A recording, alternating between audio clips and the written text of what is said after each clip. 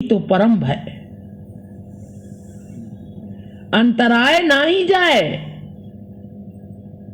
तोमार भजन संकीर्तने, अंतराय नाही जाए यही तो परम भय। निवेदन करी अनुक्षणे, कह रहे हैं शील ठाकुर महाशय अब संकीर्तन रूपी भजन हेतु प्रार्थना करते हैं। नरोत्तम बड़ो दुखी नाथ मोरे करो सुखी तोमार भजन संकीर्तने।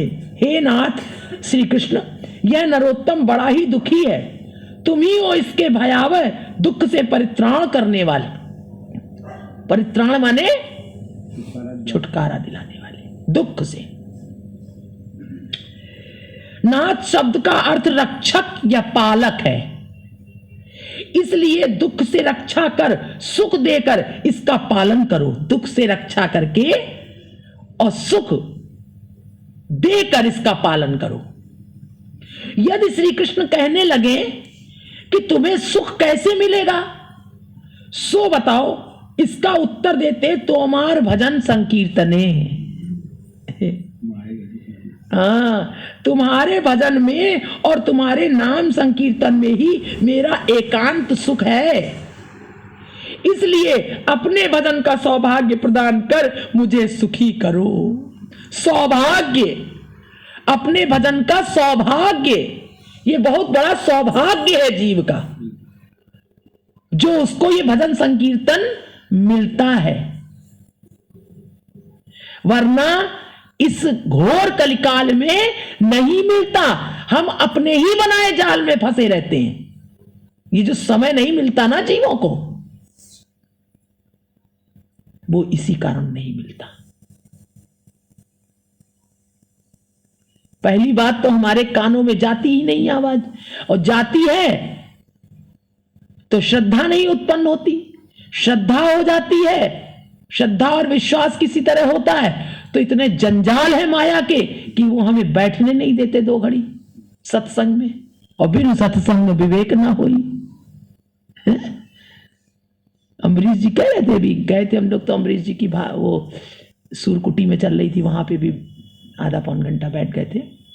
अम्बरीश जी की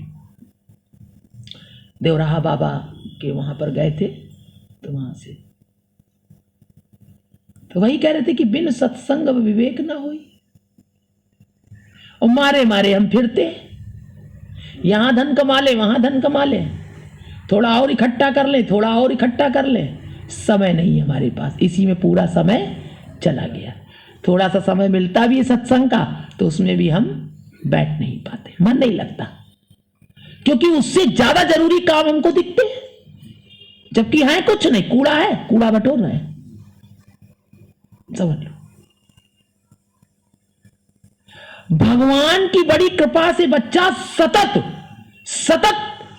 सत्संग का समय हमें मिल जाए, ये सौभाग्य। जो सौभाग्य शब्द का ना, उस पर ये 2 शब्द बोले गए हैं, सौभाग्य।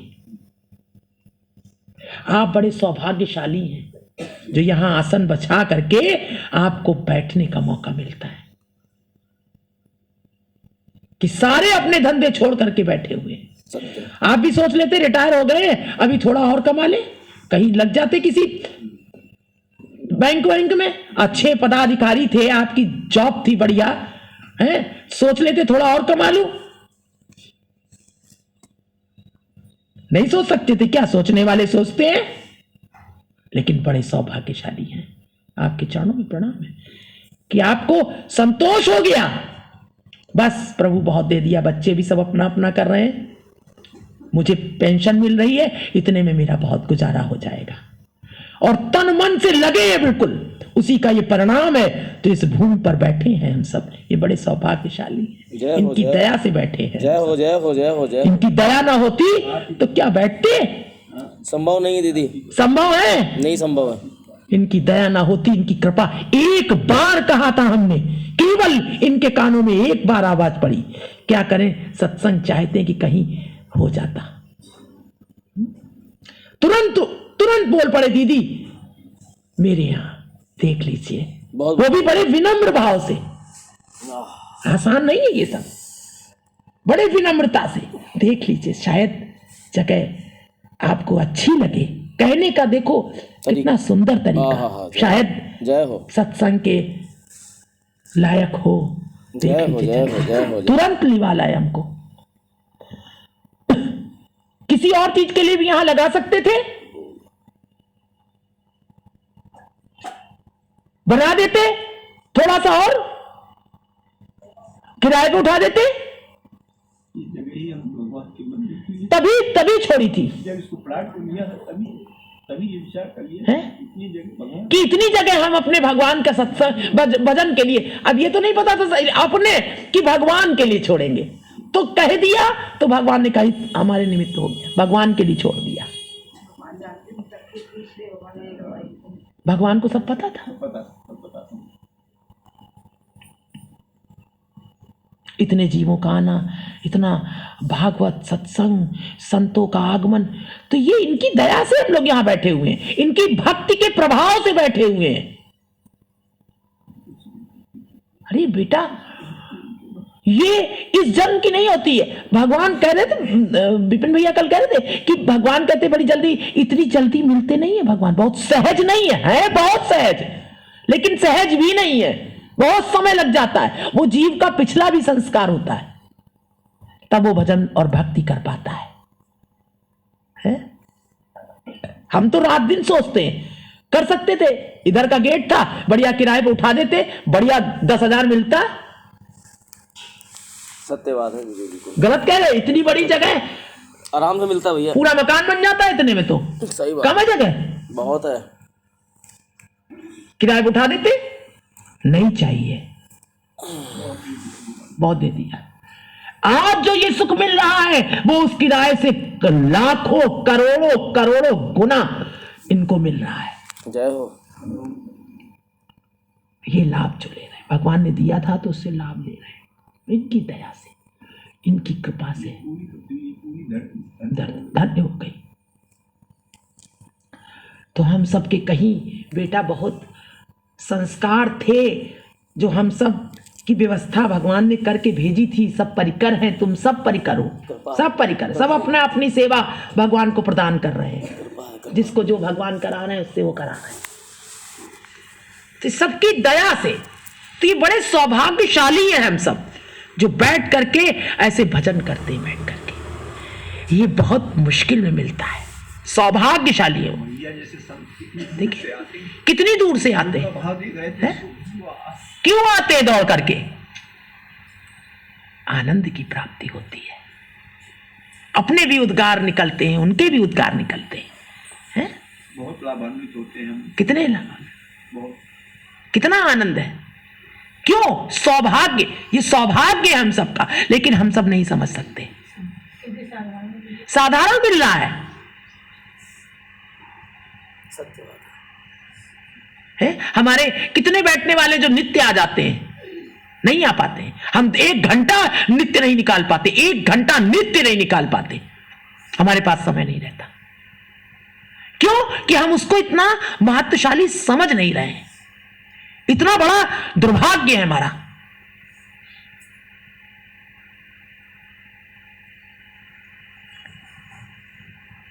हम कहते हैं हम धन नहीं कमाएंगे तो हम खाएंगे क्या? हम ये, अरे उनकी कृपा से खा रहे हैं।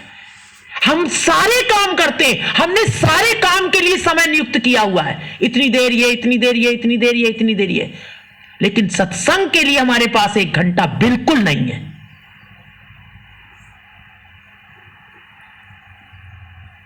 लेकिन जब भगवान की कृपा होती है तभी होता है। उस कार्य को, भगवान के सत्संग को 2 घड़ी बैठ करके नहीं करते। हम कहते हैं हम तो करते हुए, भजन करते हुए हम काम कर लेते हैं, उसमें हम समझौता कर लेते हैं, है ना? भजन करते हुए कार्य केवल गोपियां करती हैं। ध्यान तो हमारा धन में लगा रहता है, ध्यान तो हमारा अपनी इंद्रियों के सुखों में लगा रहता है। जो एकाग्रता से बैठ करके, लेकिन हम नहीं समझते इन बातों को। बहुत ईश्वर की कृपा से सत्संग में बैठते हैं, कह रहे थे अम्बरीश जी कि असल में बात ये हो गई है कि सत्संग का और कथा का तरीका हम लोगों ने कह रहे थे कि हम लोगों ने खराब कर दिया है, गलत कर दिया है। दाम और नाम के चक्कर में अब इसको कोई समझ नहीं पा रहा है। दाम और नाम, यही सत्य है। व्यास गद्दी पे बैठ करके नाम और दाम की इच्छा करते हैं हम सब, तो इसलिए इधर की ओर किसी का ध्यान जाता नहीं। उसको समझते अरे ऐसे ही चल रही है कथा, इतना। हाँ, 2 शब्द बोलने का 2 लाख ले लेते हैं। इसलिए जो थोड़े से बुद्धिजीवी हो जाते हैं कहते हैं अरे हम 2 लाख दे करके 2 शब्द के लिए कि वैराग्य धारण करो, मनुष्यत्व प्राप्त करो, भगवान का नाम लो, इतना सुनने के लिए हम 2 लाख रुपए क्यों देने जाएं? श्रीमद् भागवत में जो सनकादि ने पूछा नारद जी से क्या मैं दुखी क्यों हूँ, पहले तो नारद जी की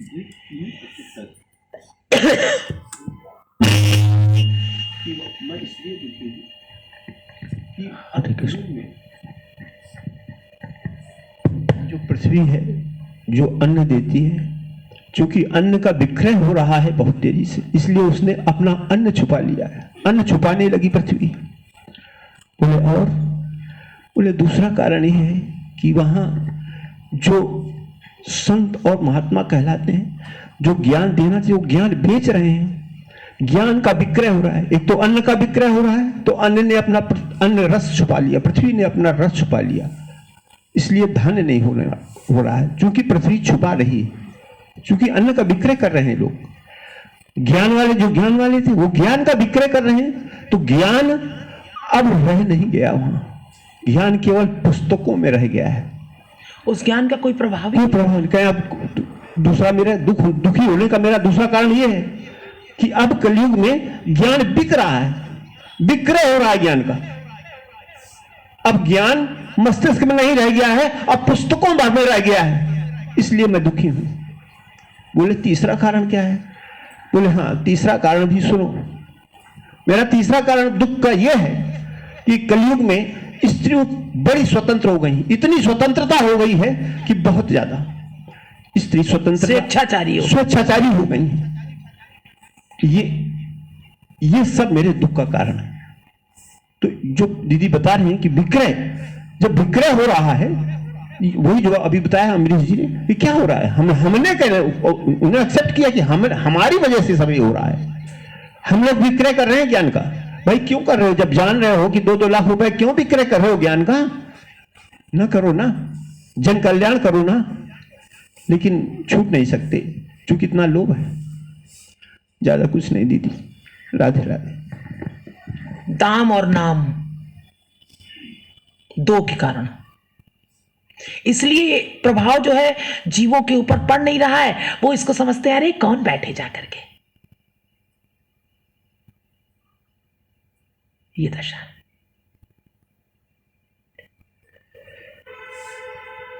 तो कह रहे हैं कि दुख से रक्षा कर, सुख देकर इसका पालन करो। यदि श्री कृष्ण कहने लगे तुम्हें सुख कैसे मिलेगा, सो बताओ। इसका उत्तर देते तोमार भजन संकीर्तने, तुम्हारे भजन में और तुम्हारे नाम संकीर्तन में ही मेरा एकांत सुख है। इसलिए अपने भजन का सौभाग्य प्रदान कर मुझे सुखी करो।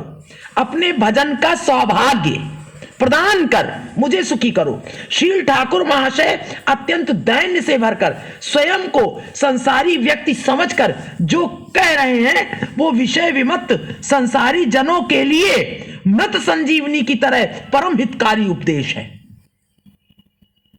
वो संसारी जीवों की तरफ से कह रहे हैं और उनके कल्याण के लिए मृत संजीवनी, जैसे कोई मर गया हो और संजीवनी सुंघा दिया तो जीवित हो जाता है, तो उसके लिए कह रहे हैं भजन संकीर्तन।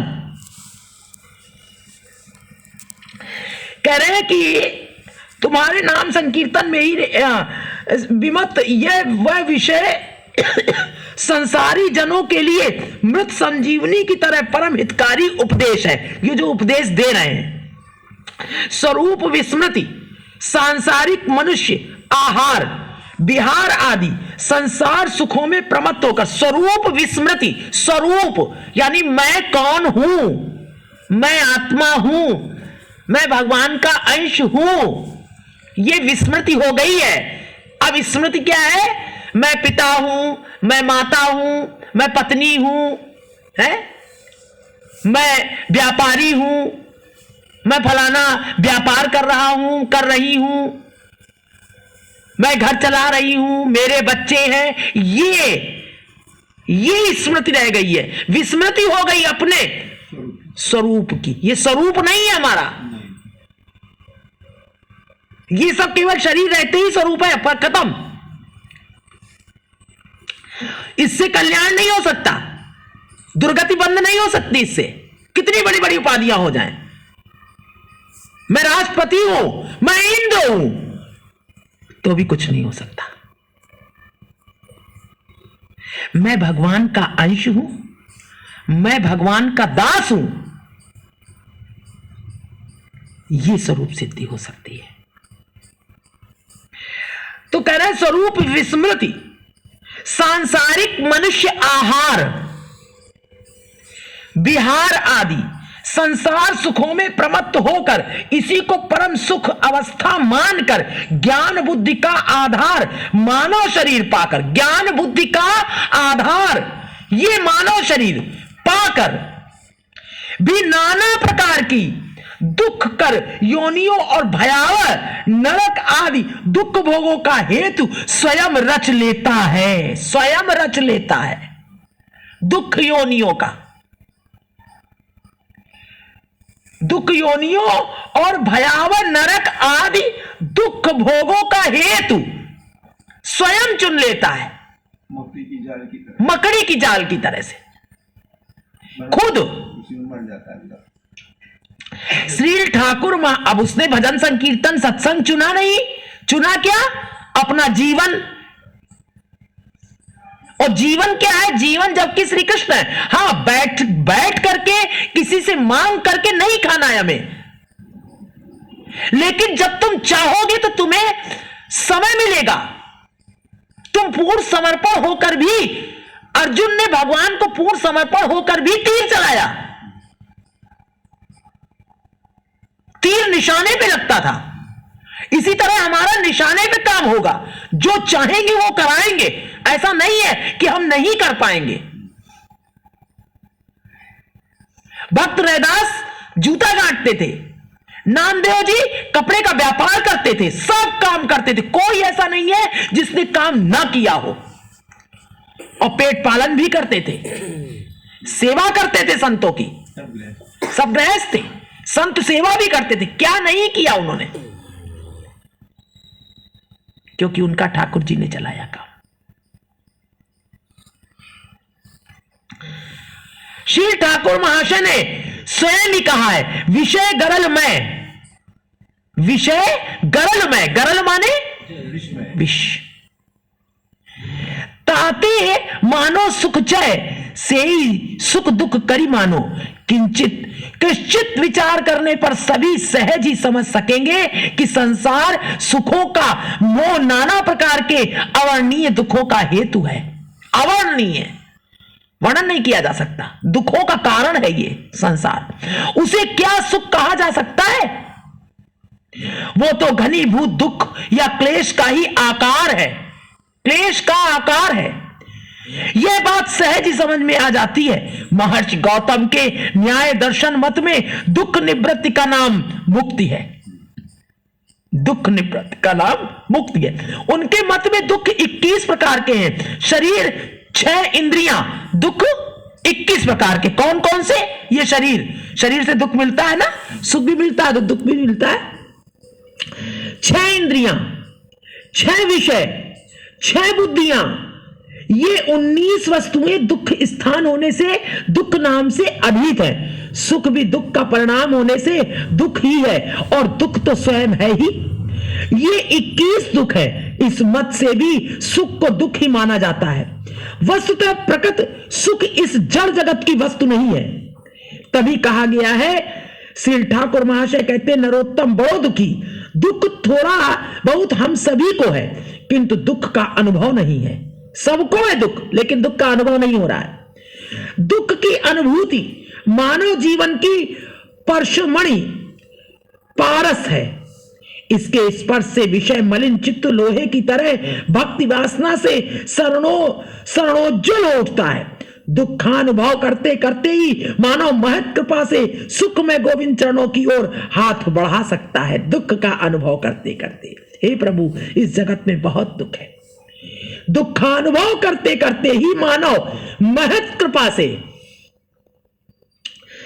सुख में गोविंद चरणों की ओर हाथ बढ़ा सकता है। अंत में वो आनंदमय श्री गोविंद की श्री पाद पद्म सेवा पर पाकर धन्य हो जाता है। श्री ठाकुर महाशय कहते हैं, श्री कृष्ण के भजन संकीर्तन में ही प्रकट आनंद है। आनंदमय या रसमय श्री कृष्ण के रूप गुण लीला में ही उनकी आनंद रूपता या रस रूपता की अभिव्यक्ति है।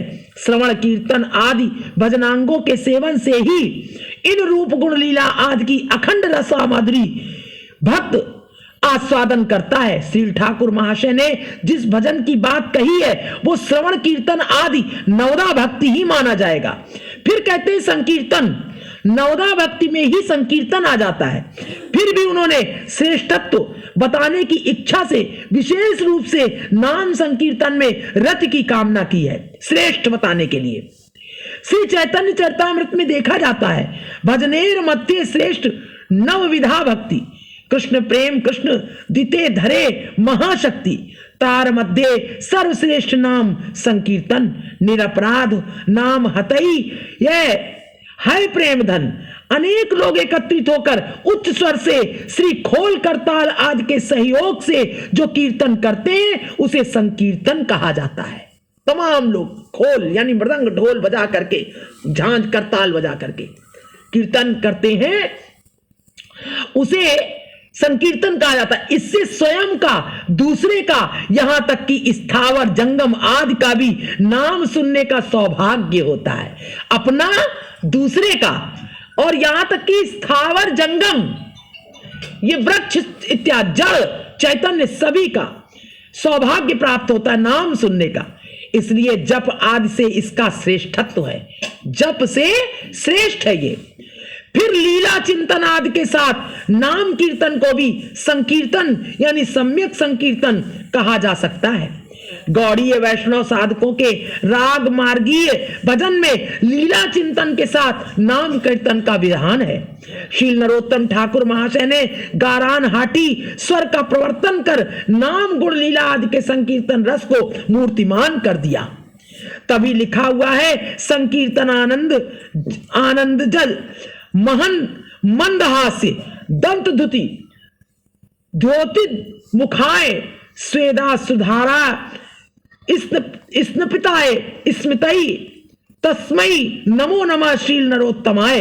अर्थात जिनके संकीर्तन आदि जनित मंदहास्य की दंत प्रभा से दिग्मंडल उद्भासित हो रहा है, जो संकीर्तन के समय स्वेदा सुधारा से स्पितांग हो रहे यानी भीग रहे हैं, उन्हीं श्री ठाकुर नरोत्तम को बार बार प्रणाम करता हूं। संकीर्तन आदि में श्री ठाकुर महाशय के सुखी होने का प्रकृष्ट परिचय इसी से मिलता है। इसके पश्चात श्री ठाकुर एक अति मूल्यवान बात कहते हैं, अंतराय ना ही जाए यही से परम भय निवेदन करी अनुक्षणे। भक्ति साधना इतनी अचिंत शक्तिशाली है कि अपराध आदि अनर्थों के अभाव में अतिशीघ्र ही साधक भजन फल प्रेम प्राप्त कर धन्य हो जाता है। अंतरायों के तारतम्य से ही प्रेम प्राप्ति में विलंब होता है। अंतराय यानी अपराध, अपराधों से ही प्रेम प्राप्ति में विलंब होता है। जो लोग श्री गुरु वैष्णव का श्री चरण आश्रय लेकर अपराध आदि भजन विघ्नों की ओर सतत दृष्टि रखकर सतर्क रहते हैं, कि किसी भी प्रकार ये विघ्न ना आने पाए, और इसलिए डर कर उन्हें दूर रखते हुए भजन में लगे रहते हैं। उन सतर्क साधकों के आगे अंतराय नहीं आ सकते, उनके सामने बाधा नहीं आ सकती। दय योग से किसी असत्संग या दुष्ट संस्कारवश ऐसा कोई अंतराय आ भी जाए, कोई ऐसा, तो वे लोग अत्यंत अनुतप्त होकर और भी दृढ़ता से श्री गुरु वैष्णव की कृपा एवं भगवत चरण शरणागति का सहारा लेकर उसे शीघ्र ही दूर कर लेते। कोई बाधा अगर आ भी जाती किसी दुसंग से, तो वो बहुत संतप्त हो जाते और भगवान से कहकर के वो अपनी टाल देते, बाधाएं खत्म कर देते, भगवान उनकी बाधाएं खत्म कर देते। चाहते हैं अगर वो भजन संकीर्तन भगवान के चरणों में जाना, और महत कृपा से श्री गुरु हरि के चरणों में जो शरणागत हो गए, उनकी कृपा से उनका ये बाधा दूर हो जाती है। श्री गुरु वैष्णव के चरणों में एवं श्री भगवत पाद पद्मों में सकातर प्रार्थना, सकातर, कातर माने बहुत दुखी होकर के श्री गुरु और हरि के चरणों में सकातर प्रार्थना, आर्त भाव से प्रार्थना साधक की उन सब अंतरायों से सतत रक्षा करती है। सभी बाधाओं से साधक की रक्षा। हमने कहा ना कि हम अगर चाहते हैं तो भगवान हमें सत्संग का मौका देते हैं, अपनी सेवा का मौका देते हैं और जीवन भी चलाते हैं। भगवान ने कहा जीवन मैं ही हूं। गोपाल कह रहे हैं कि मनुष्य का जीवन मैं हूं,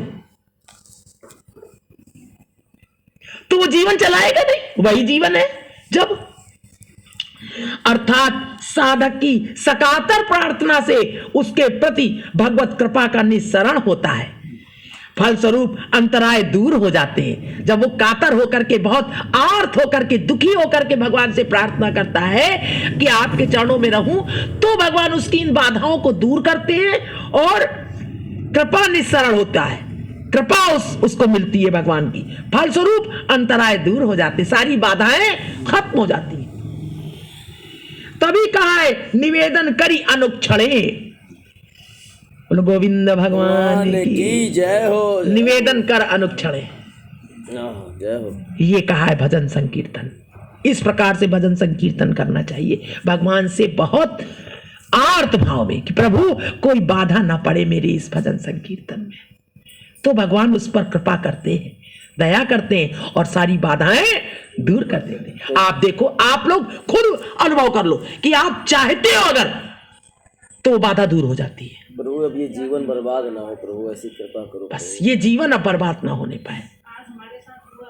हाँ हाँ प्रभु का फायदा ऐसा जुड़ने का जो हम जा ही नहीं पा रहे हैं। हाँ, रोज रोज लेबर आ जाता था, आज भी उसको आना था। हमने कि ये तो चले जाएंगे, उस घर पे बोर हो रहा है, हाँ, घर पे कोई नहीं है, लेबर आएगा तो हमें रुकना पड़ेगा।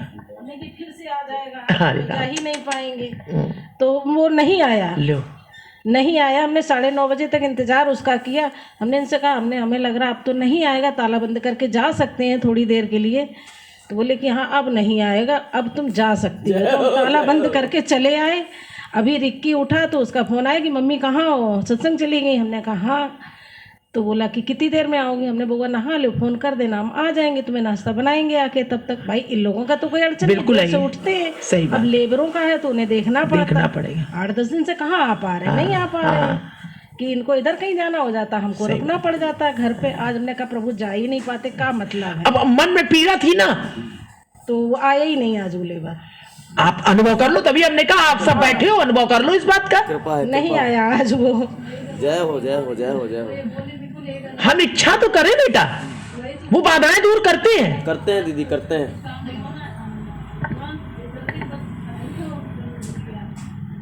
तो हम आतुर तो रहे, हम अपना ही कार्य पूरा नहीं करते, हम आतुर ही नहीं है। हम तो बल्कि कहते हैं अरे ठीक है, हम इतनी देर हम काम कर लेंगे, जीवन कैसे चलेगा हमारा। तो फिर ठीक है, फिर वो ऐसा जुटाता है कि जीवन की संध्या हो जाती है, अंतिम समय आ जाता है, हमारे पास वक्त नहीं रहता, फिर कई जन्म निकल जाते हैं, नहीं रहता। जय हो। जल्दी होता है, जैसे 8 बजे सोता है तो तो ये कि थोड़ी देर आ जाओ फिर चले हाँ अब 11 बजे तक चलता है हाँ, क्या करें बेटा, उधर 8 बजे किया था, लेकिन अब सुबह इतना, ये जरा महीने भर बहुत सर्दी है, फिर वही 8 से हो जाएगा, लेकिन ये थोड़ा 9 साढ़े 9 बज जाता है। कितना भी हो, सुबह सुबह एकदम से नहीं हो पा रहा है, शरीर नहीं चल रहा है 8 बजे। तो अब 10 बजे समाप्त होता था, वही थोड़ा सा आधा पौन घंटा थोड़ा ज़्यादा हो जाता है बस।